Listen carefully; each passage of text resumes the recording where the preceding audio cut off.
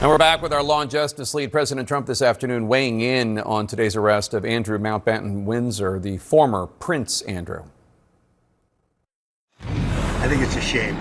I think it's very sad. I think it's so bad for the royal family. It's a very, very sad. To me, it's a very sad thing. When I see that, it's a very sad thing to see it and to see what's going on with his brother, who's obviously coming to our country very soon, and he's a fantastic man, the king. So I think it's a very sad thing. The former prince was taken into custody this morning on suspicion of misconduct in public office. With me now, CNN's Kara Scannell and Ellie Honig, and UK barrister and international attorney Andrew Eborn. Andrew, let me start with you. You know Great Britain's legal system. How serious are these charges? Could he face prison time? What do these charges suggest? Well, the extremely serious charges, the maximum penalty is life imprisonment. But we also have basic rules in the UK about contempt of court. And what that is, very strict liabilities about what can be reported once somebody has been arrested. And if there's a substantial risk that the course of justice in the proceedings will be seriously impeded or prejudiced, then basically intent is irrelevant. And what happens, criminal proceedings become active upon arrest. That's what's happened. He was arrested.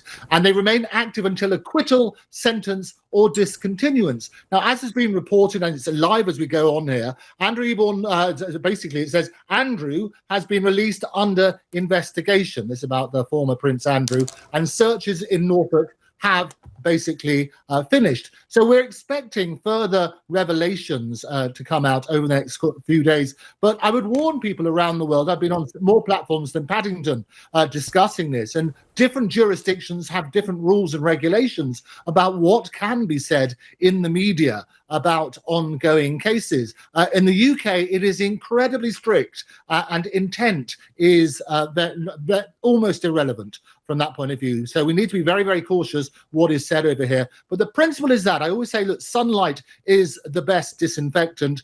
More's going to come out, but it will follow the due process. And all credit to King Charles. He came out and said, look, nobody is above the law. So it needs to follow the due process, and he will respect that process. Quickly, if you could, Andrew, the other Andrew, former Prince Andrew, he's been released. He has not been charged. But do you expect charges? That all depends on the police will weigh up the evidence that they gather, and they will then determine that based on that particular evidence. And I say what's happened in the media, a lot of people are interviewing people like Virginia Giuffre's family. That side does not form part of the arrest at the moment. Obviously, further things may come about, and lots of people are demanding that people look into that. Even the Clintons, they say that people should be coming forward with evidence if they have it. But we need to look at that sort of side. So it's not looking at the sexual side of things. It's merely looking about this abuse in office, which, as I say, is an incredibly serious offence with a very draconian penalty. Ellie, in 2022, I spoke with Jeffrey Berman.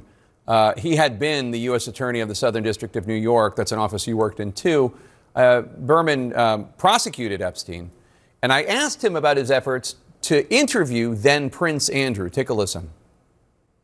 His lawyers gave us the runaround. We even filed an MLAT request, which was an official request to interview a foreign witness with the government officials in the UK, and that got stonewalled. Mm-hmm. So you think he committed a crime? You know, what we wanted was the information. He wouldn't give it to you, even though he's out there lying, saying that he was willing to. He said he was willing to give it to us. He didn't give it to us. He stonewalled us. And as of the day I left, he was stonewalling. So, Ellie, today's arrest further highlights the difference in approach that the UK is taking compared to the United States. Do you see this putting more pressure on Attorney General Pam Bondi in any way? Oh, for sure, Jake. The contrast here is absolutely striking. So 20 days ago, the Justice Department puts up its Epstein Files public library. And here we are just 20 days later, and the English authorities have used some of the documents, including emails that are in that library between Andrew and Jeffrey Epstein, to bring about this arrest. There's meaningful accountability here in the course of less than 3 weeks. Now, contrast that, and you just showed this with your clip with Jeffrey Berman, contrast that with the approach that the English authorities had been taken previously, but also with what we've heard from Pam Bondi and Todd Blanche and others who have been myopic and confused and confusing when asked point blank recently. Is there any ongoing criminal investigation of anyone around Jeffrey Epstein? There's no indication that our DOJ is meaningfully investigating anybody. And I think the contrast with what the English authorities have done just now is going to be striking, and it's going to be something they're going to be asked about. Kara, what might accountability look like? One presumes it would start with the DOJ talking to the survivors of Epstein, all of whom raised their hand in that hearing last week and said that nobody from DOJ had talked to them. Right. I mean, as you'll remember from 2019, after Epstein died, Jeffrey Berman invited a number of the survivors into the office to meet with the prosecutors. And ultimately, the only charges they brought were against Ghislaine Maxwell because that's where they had the evidence. Their efforts to interview Prince Andrew were stymied over and over again.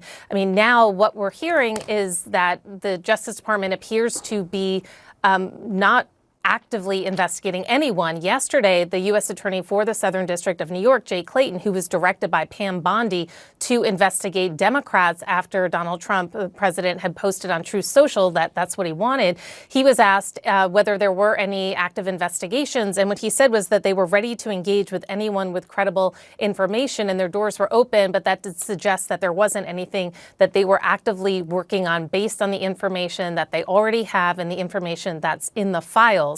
So it would appear that they're looking for something new to walk in the door for them to open a criminal investigation, because, of course, to be fair, they need some allegations of criminality. What we've seen in a lot of for the U.S. figures, where we've seen people step down from prestigious positions or resigning entirely from their job, is that it's their ongoing association with Epstein after they previously said they had cut off all ties that is costing them their jobs. But it doesn't appear that they were caught up in any kind of criminal activity. But we'll see what more comes to light as all of this information continues to come out. Kara, let's turn to CNN's new reporting on Harvard. In 2008, the school quietly decided it would refuse any future donations from Epstein.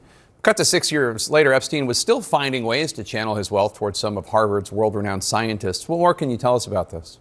This is new reporting from our colleagues who went through the Epstein files and found that even after Harvard said it would cut off ties with Epstein after 2008, when he was arrested and convicted on those state prostitution charges, it shows that for a number of years afterwards, Epstein was communicating with some premier scientists working at Harvard, trying to set up a business with at least one of them, and that had all been under the radar.